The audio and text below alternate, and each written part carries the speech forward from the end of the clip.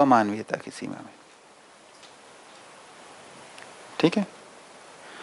तो जो भ्रांत में भ्रांति है ना, उसी पे प्रश्न लगता है, बाकी तो स्पष्ट ही है। निर्भ्रांत जो है तो पूरा हो गया है ना, और भ्रांत जो है अभी शुरू नहीं हुआ है ना। तो भ्रांत क्या है?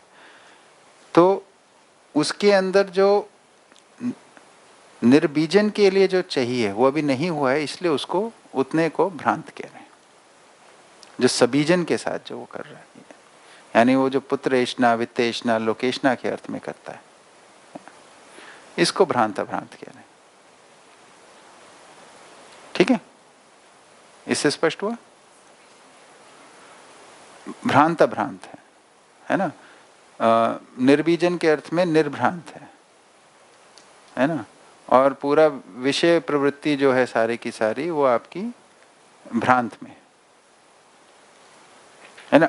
तो भ्रांत जो है अमानवीयता से जुड़ा है, भ्रांत मानवीयता से जुड़ा है, और निर्भ्रांत दिव्य मानवीयता से, अति मानवीयता से जुड़ा है।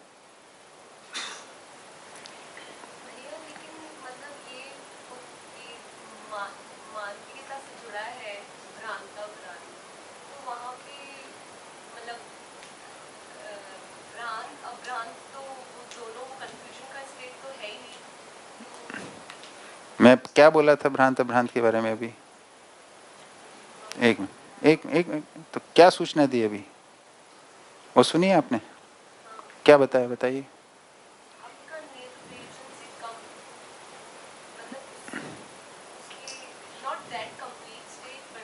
हाँ, तो क्या बताया उसके बारे में? क्या बताया उसके भ्रांत के बारे में? निर्बीजन से कम में क्या बताया था?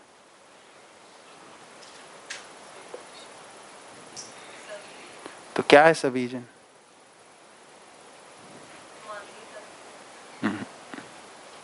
कुछ छूट गया तो एष्णा त्रय में है ना, पुत्र एष्णा वित्तेष्णा लोकेष्णा के लिए वो जीता है।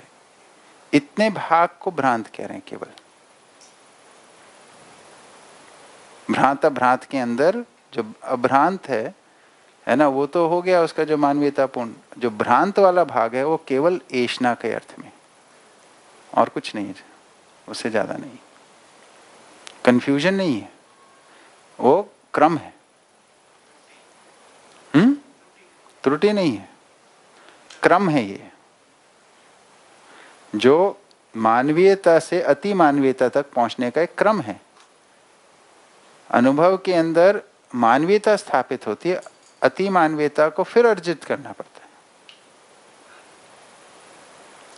ठीक है ना। वो आचरण प्रमाण से होती है, उसमें ज्ञान पक्ष नहीं बदलता है, उसमें जीने के क्रम में जो दिखता है वो बदलता है। ज्ञान उसका पूरा रहता है, ज्ञान के अर्थ में वो भ्रम नहीं है, जीने की प्रैक्टिसेस के रूप में चेंज होता है। तो जब तक जीने में पूरा प्रमाण नहीं है तब तक उसको निर्भ्रांत नहीं बोलते। जी, मानव देव मानव मिला के भ्रांत, क्योंकि लोकेशना देव मानव में भी है।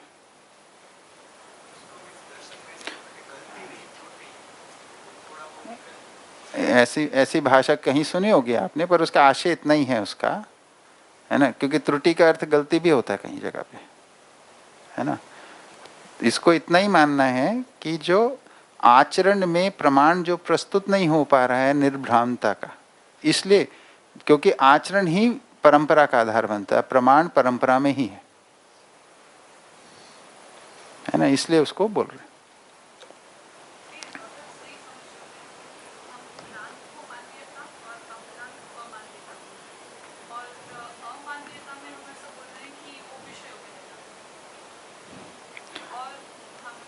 अमानवीयता किसे कह रहे हैं?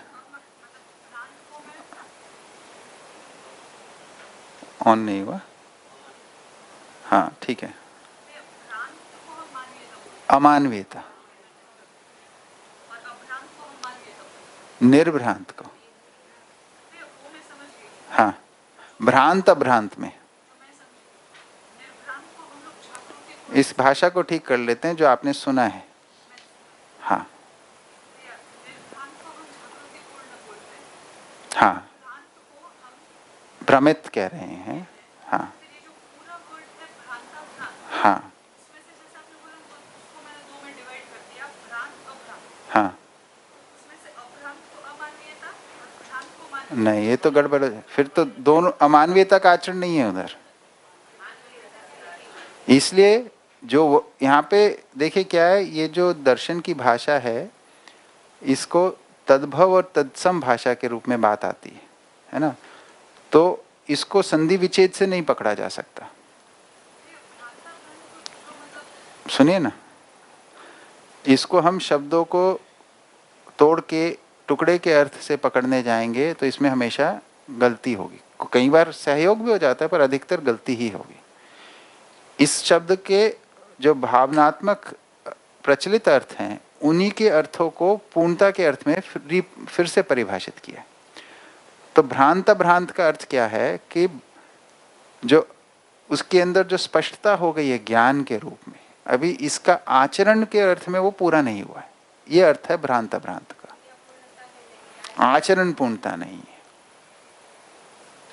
इसका अर्थ इतना ही है।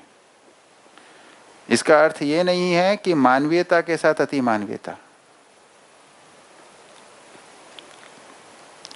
मानवीयता ही अपने में एक स्थिति है जो सम है पर मध्यस्थ नहीं है। सम प्रधान मध्यस्थ है मानवीयता, और जो दिव्य अति मानवीयता या दिव्य मानवीयता है वो मध्यस्थ है ना। इसलिए तो इसके अंदर जो आचरण में अभी शॉर्ट कमिंग है, पर गलत आचरण नहीं कर रहा है, आचरण पूरा नहीं हुआ है, ये बात को कहा जा रहा है इसमें। ये इसकी एसेंस है। भ्रांत में तो आचरण मालूम ही नहीं है, मानवीयतापूर्ण आचरण मालूम नहीं है ना। मानवीयता के अंदर ज्ञान पूरा हो गया है, मालूम है क्या करना है, पर प्रकट कितना कर पा रहा है उसको, उस स्थिति को जब तक पूरा नहीं हुआ है तब तक उसको भ्रांत भ्रांत कह रहे हैं। ठीक है। और जब पूरा हो गया तब उसको निर्भ्रांत कह रहे हैं। हाँ, तो विषय तो उसमें होगा, भ्रांत में, भ्रांत वाला विषय में है। जो भ्रांता भ्रांत है वो ऐष्णाओं में है, निर्भ्रांत उपकार में।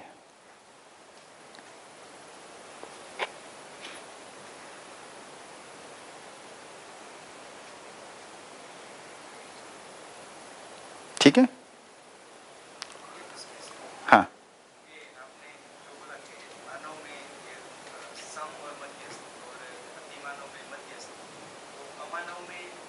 विषम, विषम, तभी तो धरती बीमार हो गई।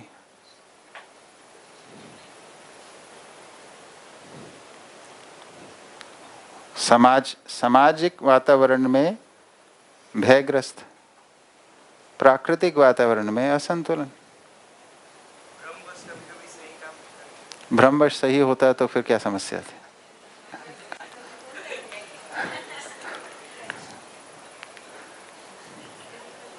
मालूम ही नहीं है, मतलब ये क्वांटम लीप है,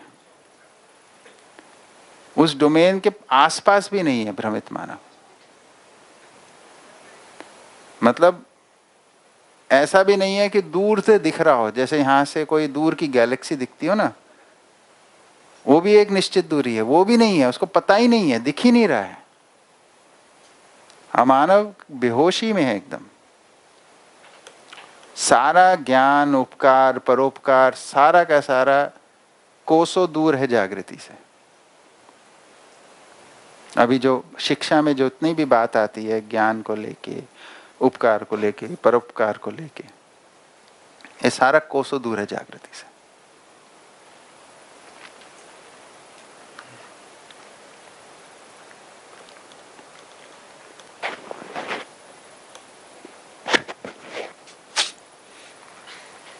ठीक है, आगे बढ़े। ये थोड़ा सा पीड़ादायक तो है ये बात। हाँ, तो ज्यादा पीड़ा होगी तो जल्दी भागोगे। थोड़ी सी तकलीफ तो होती है सुन के।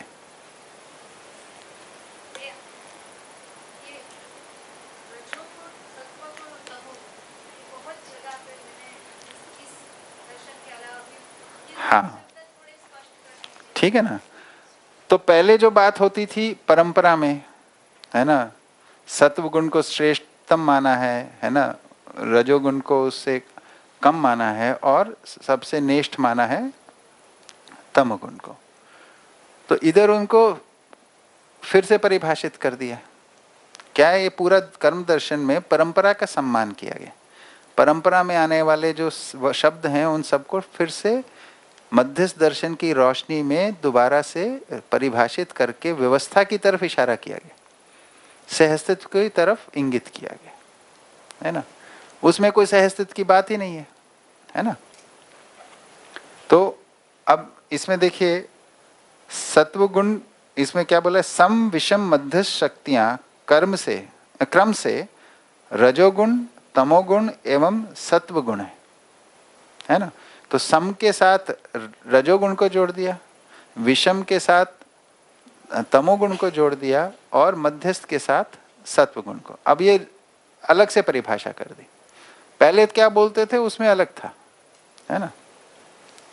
अब सत्व गुण संपन्न व्यक्ति का आचरण व्यवहार के साथ दया, आदर, प्रेम जैसे मूल्यों सहित विवेक व विज्ञान क्षमतापूर्ण होता है ना।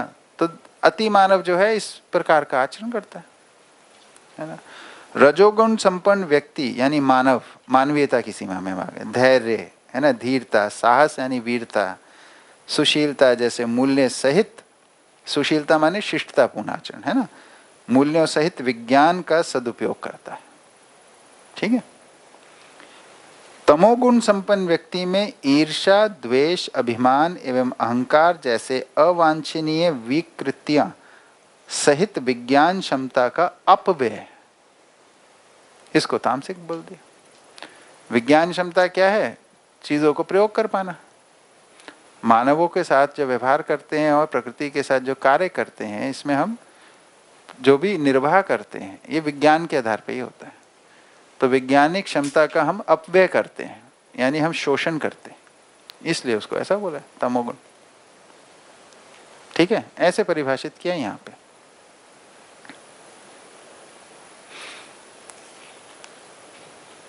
सत्य संबंध, विधि, व्यवस्था, विचार, आचरण, व्यवहार, शिक्षा, दिशा, कर्म एवं पद्धति के अनुसार वर्तना ही मानव में व्यष्टि व समष्टि का धर्म पालन है। मानव का स्वधर्म पालन ही अखंडता, सार्वभौमता है और सीमा विहीनता है, जो स्वयं में सहस्थित सामाजिकता, समृद्धि, संतुलन, नियंत्रण, संयमता, अभय, निर्विषमता, सरलता एवं उदारता है। इसी में दया, स्नेह, उदारता, गौरव, आदर, वात्सल्य, श्रद्धा, प्रेम, कृतज्ञता जैसे सामाजिक स्थिर मूल्यों का वहन होता है। यही मानव की चिर वांछा भी है, यही स्वस्थ सामाजिकता की अद्यांत उपलब्धि है। सच्चरित्र पूर्ण व्यक्तियों की बाहुल्यता, सचरित्रपूर्ण व्यक्तियों की बहुल्यता के लिए जागृत मानव का सहयोग व प्रोत्साहन, उसकी समुचित शिक्षा व संरक्षण एवं उनके अनुकूल परिस्थितियां ही विश्व शांति का प्रत्यक्ष रूप है। इसके विपरीत में अशांति है जो स्पष्ट है। विश्व शांति की बहुत बात होती है ना, तो ये तो उसको भी क्वालिफाई कर दिया इधर। क्या मतलब है विश्व शांति का? व्यवहार त्रय नियम का पालन ही सचरित्रता है। यही मानव की पांचों स्थितियों में प्रत्यक्ष गरिमा है, यही सहज निष्ठा है। इसी में विज्ञान और विवेक पूर्ण रूपेण चरितार्थ हुआ है।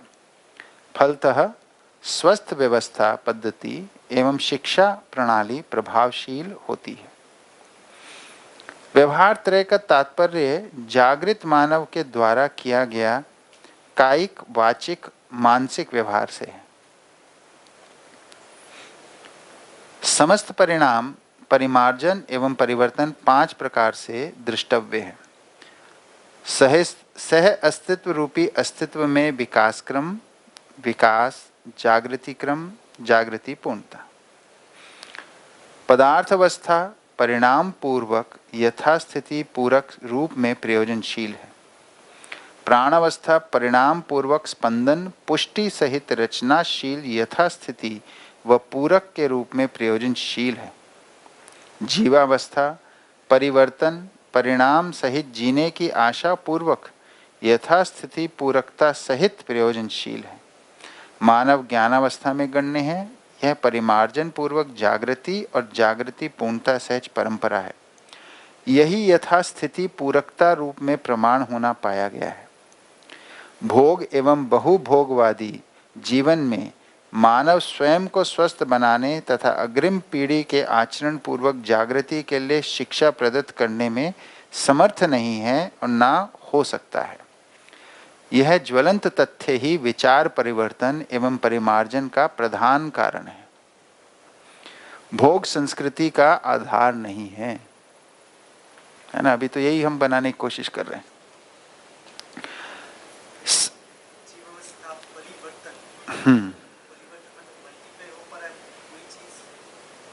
नहीं, देखिए ये जो शब्द आए हैं इधर, तो समस्त परिणाम परिमार्जन एवं परिवर्तन 5 प्रकार से दृष्टव्य है ना। तो ये 3 शब्द आए इसमें, परिणाम परिमार्जन एवं परिवर्तन, है ना। तो परिणाम का मतलब है जो पदार्थ अवस्था में गठन का परिवर्तन होता है। तो ये विकास क्रम के अंदर आपको देखने को मिलता है। फिर जीव चेतना में प्रवृत्तियों का परिवर्तन देखने को मिलता है ना। परिमार्जन है प्रवृत्ति से वृत्ति, वृत्ति से निवृत्ति, ये परिमार्जन, ठीक है ना। जीव चेतना में क्रूर अक्रूर, इसमें परिवर्तन होता रहता है। हिंसा अहिंसा, यही तो जीव चेतना की सीमा है। कभी वही व्यक्ति हिंसक हो जाता है, कभी अहिंसक हो जाता है, परिवर्तन होता रहता है। तो जीवावस्था के संदर्भ में भी वैसा ही है ना।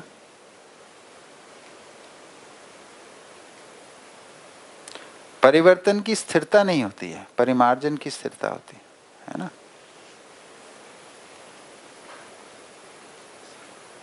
जीवावस्था परिवर्तन परिणाम सहित जीने, है ना। तो इसको शुरू किया, पदार्थ अवस्था परिणाम पूर्वक यथास्थिति पूरक रूप में प्रयोजनशील है। प्राणावस्था परिणाम पूर्वक स्पंदन पुष्टि सहित रचनाशील यथास्थिति व पूरक के रूप में प्रयोजनशील है। और जीवावस्था परिवर्तन परिणाम सहित जीने की आशा पूर्वक, है ना, यथास्थिति पूरकता सहित प्रयोजनशील है। मानव ज्ञानावस्था में गण्य है। किसी के पास पुरानी पुस्तक है? 1 मिनट उसमें पढ़ के सुनाएंगे क्या लिखा है इस पैरा में।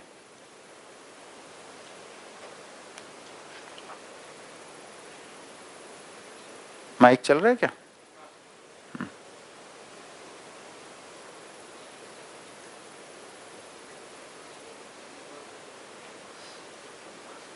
चलना तो चाहिए माइक अब।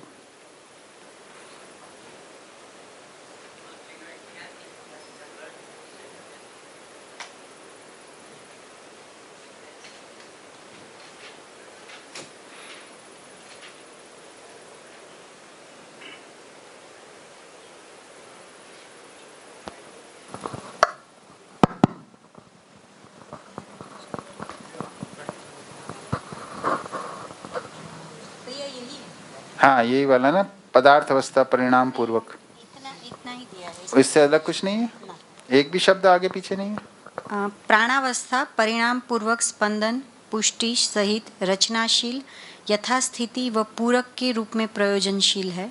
जीवावस्था परिवर्तन परिणाम सहित जीने की आशापूर्वक यथास्थिति पूरकता सहित प्रयोजनशील है। मानव ज्ञानावस्था में गण्य है। यह परिमार्जन पूर्वक जागृति और जागृति पूर्णता सहज परंपरा है। यही यथास्थिति पूरकता रूप में प्रमाण होना पाया गया है। ठीक है, बढ़िया, वही है, ठीक है।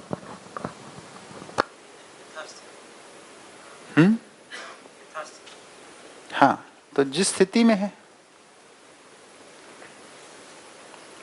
जैसा उसकी स्थिति है उसमें।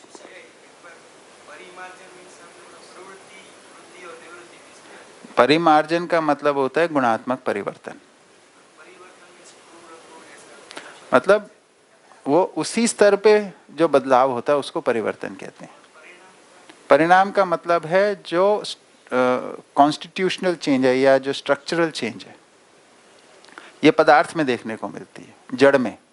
जड़ में जो गुण हैं वो मात्रात्मक परिवर्तन से गुणात्मक परिवर्तन जो होता है इसको बोलते हैं परिणाम, है ना।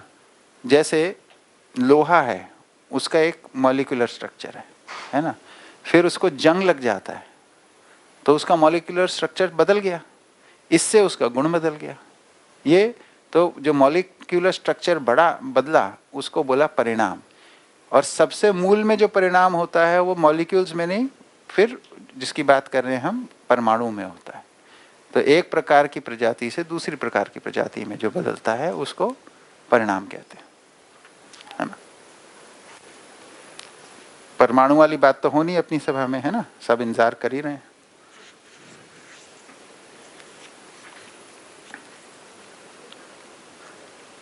ठीक है। भोग एवं भोगवादी जीवन में मानव स्वयं को स्वस्थ बनाने तथा अग्रिम पीढ़ी के आचरण पूर्वक जागृति के लिए शिक्षा प्रदत्त करने में समर्थ नहीं है और ना हो सकता है। यह ज्वलंत तथ्य ही विचार परिवर्तन एवं परिमार्जन का प्रधान कारण है। भोग संस्कृति का आधार नहीं है। संस्कृति के अभाव में सभ्यता, विधि एवं व्यवस्था का असंदिग्ध होना संभव नहीं है। इसलिए यही शोभ, संताप, आवेश, रोष, आक्रोश, द्वंद्व, प्रतिद्वंद, आतंक, भय, उद्वेग के रूप में स्पष्ट है। यह मानव का इष्ट नहीं है, इसलिए वह इष्ट की ओर प्रगति के लिए बाध्य है। यही मानव में विचार परिवर्तन एवं परिमार्जन की संभावना है। साथ ही सुसंस्कारों में गुणात्मक उदय के लिए अवसर है ना। संस्कारों में गुणात्मक उदय का प्रत्यक्ष रूप ही है नियम त्रय का पालन। इसी विधि से संयत प्रवृत्ति पूर्वक सामाजिक मूल्यों की निर्वाह क्षमता स्वभाव सिद्ध हो जाता है। संयत प्रवृत्ति का तात्पर्य सार्वभौम व्यवस्था सहज प्रमाण है। इस विधि से जीकर देखा गया है। यही सार्वभौमिक कामना भी है। परिमार्जित विचार ही विवेकपूर्ण विज्ञान है। यही निपुणता, कुशलता एवं पांडित्य के रूप में सिद्ध हुआ है। प्रत्येक सिद्धि प्रयोग, व्यवहार एवं अनुभव पूर्वक हुई है जो प्रत्यक्ष है। भोग परिणाम में पशु मानव एवं राक्षस मानव दृष्टव्य हैं। विचार परिणाम में जागृत मानव एवं देव मानव प्रत्यक्ष है। दिव्य मानव में कोई परिणाम, परिमार्जन एवं परिवर्तन की संभावना नहीं है, क्योंकि दिव्य मानव गंतव्य स्थित है, उसकी निरंतरता ही भावी है। विज्ञान एवं विवेकपूर्ण क्षमता ही पदार्थ का रूप, रूप में निहित गुण, गुण में निहित प्रभाव, प्रभाव में निहित स्वभाव, स्वभाव में निहित क्षमता, क्षमता में निहित गति, गति में निहित विधि, विधि में निहित व्यवस्था, व्यवस्था में निहित प्रभुता, प्रभुता में निहित विभुता, विभुता में निहित विभव, विभव में निहित विश्व, सत्ता में समाहित विश्व का अनुमान होता है। यही परिमार्जनशीलता की उपलब्धि है। प्रमाण के पूर्व अनुमान ज्ञातव्य है। विज्ञान का उद्धर्व एवं अधोमुखी प्रयोग हुआ है। जबकि विवेक केवल ऊर्ध्व ऊर्ध्व ऊर्ध्व ऊर्ध्वमुखी प्रयोग की ही प्रतिष्ठा है। विज्ञान के ऊर्ध्वमुखी प्रयोग का तात्पर्य ऊर्ध्वमुखी प्रयोग के रूप में दूर संचार सुलभ होना स्पष्ट है और अधोमुखी प्रयोग से सामरिक तंत्र अर्थात यांत्रिक युद्ध तंत्र होना स्पष्ट हुआ। धरती में प्रदूषण के मूल में खनिज कोयला, खनिज तेल, विकिरणीय द्रव्यों का ईंधन अवशेष के रूप में दृष्टव्य है। विवेक सम्मत विज्ञान शक्ति के सही प्रयोग में भय एवं आतंक जैसी अनिष्ट घटना नहीं होती है। विवेक सहज प्रयोजन की स्थिति में अनिष्ट सिद्ध नहीं होता है। विवेकपूर्ण क्षमता का उदय होना या ना होना पाया जाता है, ना कि विवेकपूर्ण क्षमता का अपव्यय। जबकि विज्ञानपूर्ण क्षमता का अपव्यय एवं सद्व्यय प्रत्यक्ष है। इस प्रकार सिद्ध होता है कि विज्ञान का नियंत्रण विवेक से ही है, ना कि विज्ञान का नियंत्रण विज्ञान से। गलत लिख दिया, ना कि विवेक का नियंत्रण विज्ञान से। उन्हें ये वाली भी बात आनी चाहिए, विज्ञान का नियंत्रण भी विज्ञान से नहीं है और विवेक का नियंत्रण भी विज्ञान से नहीं है। दोनों ही बात सही है ना। विकास की ओर प्रगति ऊर्ध्वमुख, ह्रास और विवशता अधोमुख है, जो स्पष्ट है। विकास की प्रत्येक स्थिति उससे अधिक विकास की श्रृंखला संबद्ध है। इसलिए प्रत्येक स्थिति अग्रिम विकास के लिए संबद्ध है। यही श्रम है जो अधिक विकास के लिए संबद्ध है। विकास की ओर प्रगति में उत्साह, प्रसन्नता तथा हर्ष का अनुभव है। इसके विपरीत में ह्रास की ओर गति में खिन्नता, निरुत्साह, विवशता एवं कलेश है। ऊर्ध्वमुखी विज्ञान शुद्ध रजोगुण तथा सत्व गुण पूर्वक विभव कार्य में प्रसक्त है, जो विज्ञान की वास्तविक चरितार्थता है। साथ ही इसके विपरीत में विज्ञान में मलिन रजोगुण तथा तमोगुण पूर्वक संहार एवं अतिभोग प्रसक्त है, जो विज्ञान के पूर्ण दुरुपयोग का द्योतक है। मानवीयतापूर्ण मानव, उससे अधिक जागृतिशीलता ही ऊर्ध्वमुखी जीवन में गण्य है, जिसमें दया, सरलता, त्याग, तप, परोपकार, सत्य, अहिंसा, सत्य, अपरिग्रह तथा गौरव जैसी मौलिक मूल्यवत्ता आचरित होती है। यही स्व पर मांगलिक है। दुष्चरित्र में लिप्त जीवन का भय त्रस्त होना विवशता है, जो स्व पर पीड़ा का प्रधान कारण है।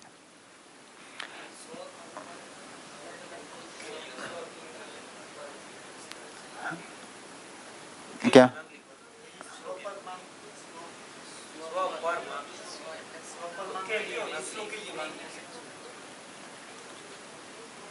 यही स्व पर मांगलिक है। स्व पर को एक संज्ञा के रूप में इस्तेमाल हो कर रहे हैं। इधर इसका परिभाषा में क्या लिखा है देख। स्व पर का कोई दिया है?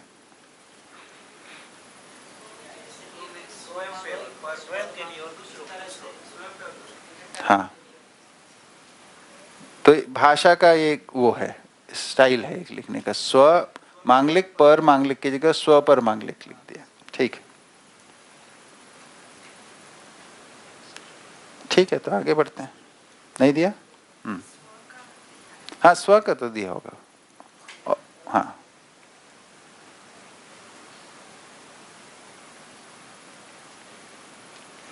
तो दुष्चरित्र में लिप्त जीवन का भय त्रस्त होना विवशता है, जो स्व पर पीड़ा का प्रधान कारण है।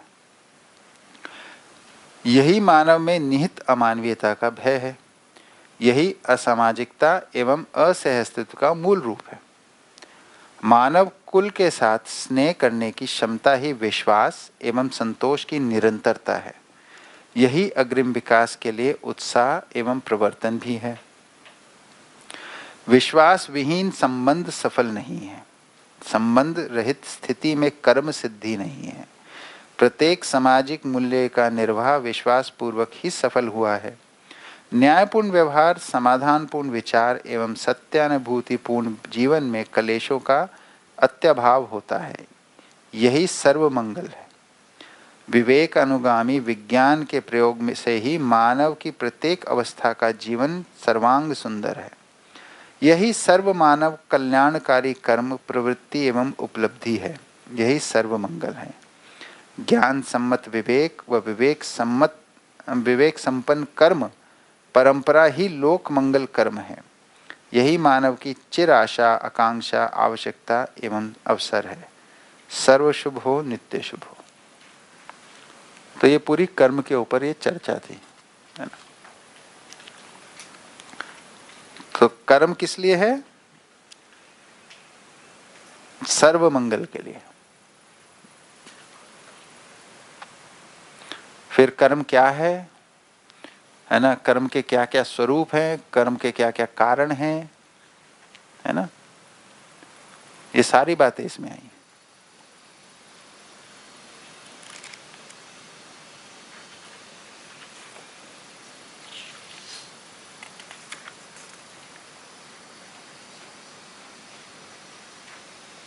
भैया, हाँ जी। एक भय हम यहाँ बताते हैं अमानवीयता का भय, और आगे एक जगह पे आया भय आध्यात्मिक अनुभूति योग्य क्षमता के विकास में अवरोधक है।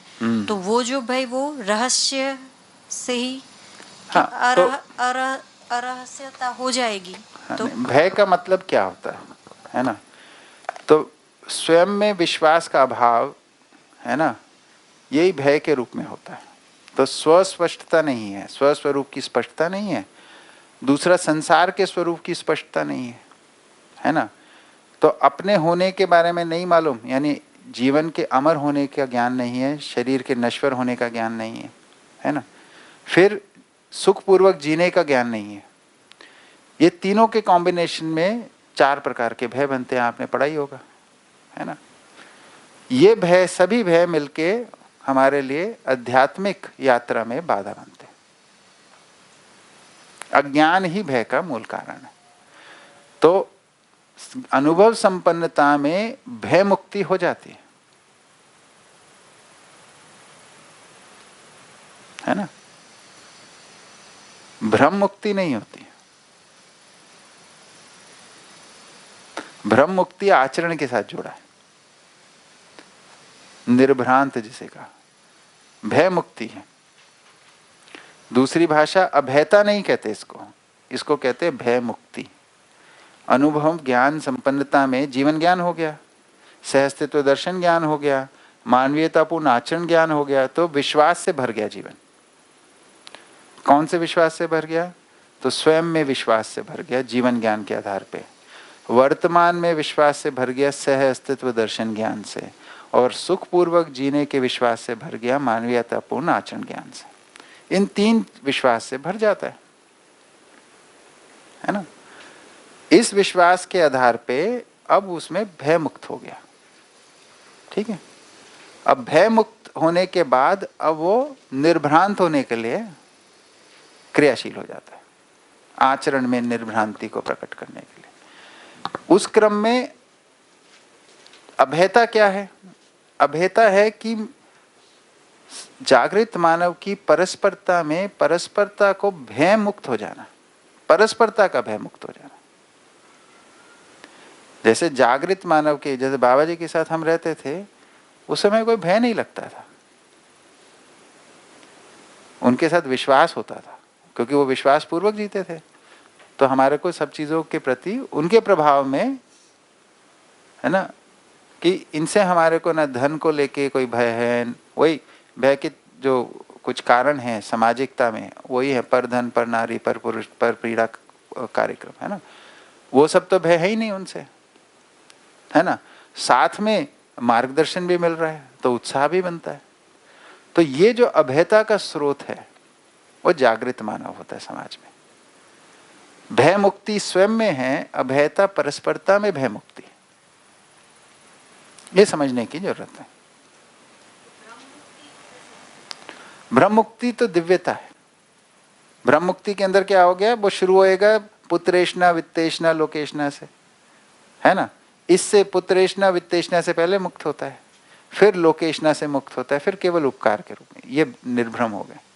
निर्भ्रमता जो है आचरण के आधार पे बोली गई है, भय मुक्ति ज्ञान के आधार पे बोली गई।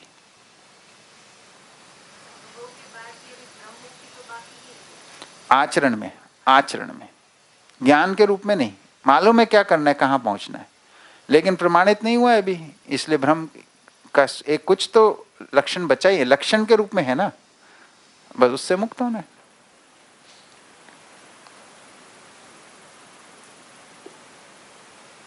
ठीक है। क्या समय, 1:45?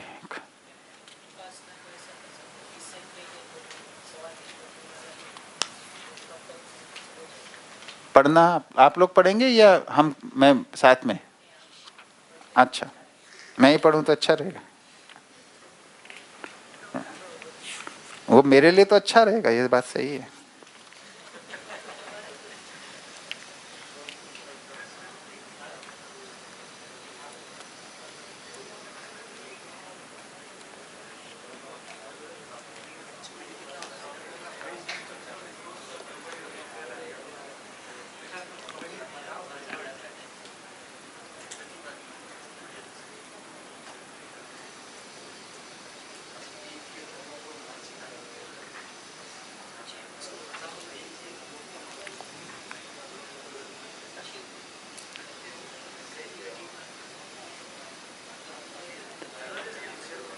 तो ये जो उपासना विवेक जो अध्याय है, कि 15 मिनट है तो इसका प्रयोग कर लेते हैं ना। जाना है आप लोगों को, कुछ को? हाँ ठीक है, जाइए फिर। ठीक है, तो कितने बजे मिलेंगे फिर?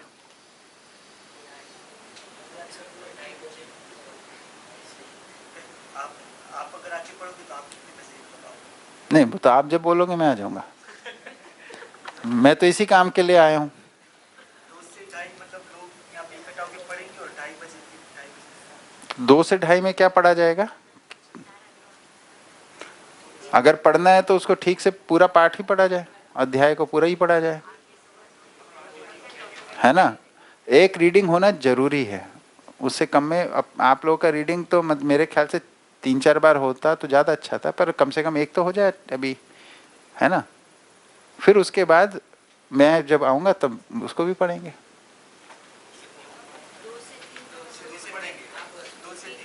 2 से 3 पढ़ लीजिए, 3, हाँ वही रखते, कल वाला शेड्यूल फॉलो करते हैं। ठीक।